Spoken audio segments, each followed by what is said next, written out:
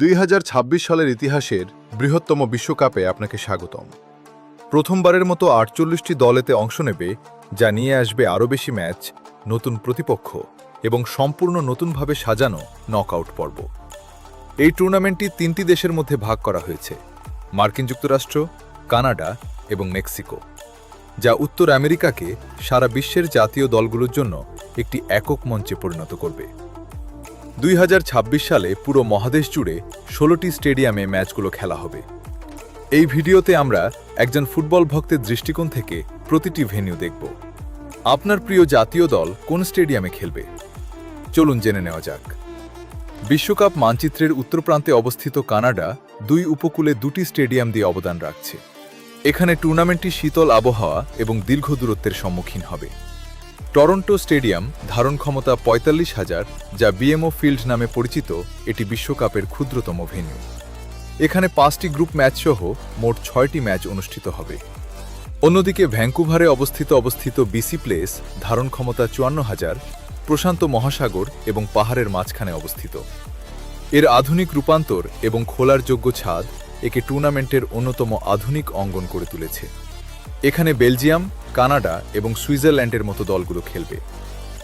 টুর্নামেন্টের দক্ষিণ অংশ হল মেক্সিকো, যেখানে ম্যাচগুলো জনবহুল এবং উষ্ণ এলাকায় অনুষ্ঠিত হবে। মেক্সিকো একমাত্র দেশ যারা এর আগে 2বার পূর্ণাঙ্গ বিশ্বকাপ আয়োজন করেছে। গুয়াদালাহারা স্টেডিয়াম ধারণ ক্ষমতা 48,000, দেখতে অনেকটা আগ্নেয়গিরির মতো, যেখানে উরুগুয়ে বনাম স্পেনের মতো হাই ভোল্টেজ ম্যাচ হবে।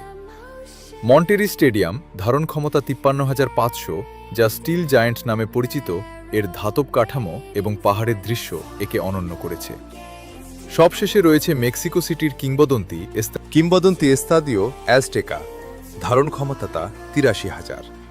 এটি বিশ্বের অন্যতম স্টেডিয়াম, যা ভিন্ন ভিন্ন যুগে বিশ্বকাপের ফাইনাল আয়োজন করেছে। এখানে মেক্সিকো এবং দক্ষিণ আফ্রিকার উদ্বোধনী ম্যাচটি অনুষ্ঠিত হবে। এই বিশ্বকাপের মূল কেন্দ্র হল মার্কিন যুক্তরাষ্ট্র, যেখানে 11টি স্টেডিয়াম জুড়ে অধিকাংশ ম্যাচ অনুষ্ঠিত হবে। মিয়ামি স্টেডিয়ামে ধারণ ক্ষমতা 65,000। ব্রাজিল, উরুগুয়ে এবং ক্রিশ্চিয়ানো রোনালদোর পর্তুগাল খেলার সম্ভাবনা রয়েছে।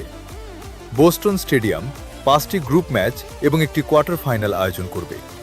পশ্চিম উপকূলে সিয়াটল স্টেডিয়াম তার উন্মুক্ত উত্তর প্রান্ত এবং গগনচুম্বী অট্টালিকার দৃশ্যের জন্য পরিচিত। ফিলাডেলফিয়া স্টেডিয়ামটি একটি ক্লাসিক এনএফএল লুক এবং পরিবেশ বান্ধব সৌর প্যানেল নিয়ে প্রস্তুত। এছাড়া লস অ্যাঞ্জেলেসের সোফাই স্টেডিয়াম ধারণ ক্ষমতা 70,000, বিশ্বের অন্যতম ব্যয়বহুল এবং প্রযুক্তিগতভাবে উন্নত স্টেডিয়াম, যেখানে অত্যাধুনিক 360 ডিগ্রি ইনফিনিটি স্ক্রিন রয়েছে। সান ফ্রান্সিসকো বে এরিয়া স্টেডিয়াম তার টেক ক্যাম্পাস সদৃশ নকশা এবং পরিবেশ বান্ধব কাঠামোর জন্য পরিচিত। হিউস্টন স্টেডিয়ামে ধারণ ক্ষমতা 72,000, এনএফএল-এর প্রথম সম্পূর্ণ খোলার যোগ্য ছাদ রয়েছে, যা মেক্সিকো এবং পর্তুগালের মতো দলগুলোকে স্বাগত জানাবে। ক্যানসাস সিটি স্টেডিয়ামকে বিশ্বের অন্যতম শব্দবহুল স্টেডিয়াম বলা হয়, যেখানে 2022 সালের বিশ্ব চ্যাম্পিয়নরা খেলবে। আটলান্টার মার্সিডিজ বেঞ্জ স্টেডিয়াম একটি মহাকাশযানের মতো ফিউচারিস্টিক ডিজাইনের, যেখানে একটি গুরুত্বপূর্ণ সেমিফাইনাল অনুষ্ঠিত হবে। New York new jersey stadium মেট লাইফ স্টেডিয়াম ধারণ ক্ষমতা 82,500। 19 জুলাই বিশ্বকাপের ফাইনাল ম্যাচটি আয়োজন করে বিশ্বমঞ্চের কেন্দ্রবিন্দুতে চলে আসবে। সবশেষে টেক্সাসের ডালাস স্টেডিয়াম ধারণ ক্ষমতা 94,000 হবে টুর্নামেন্টের অন্যতম বৃহত্তম ভেন্যু। এখানে রেকর্ড সংখ্যক 9টি ম্যাচ অনুষ্ঠিত হবে, যার মধ্যে একটি সেমিফাইনালও রয়েছে। আর্জেন্টিনা, নেদারল্যান্ডস এবং ইংল্যান্ডের মতো দলগুলো এখানে খেলবে। আপনার মতে 2026 সালের বিশ্বকাপ কে জিতবে? আমাদের কমেন্ট করে জানান।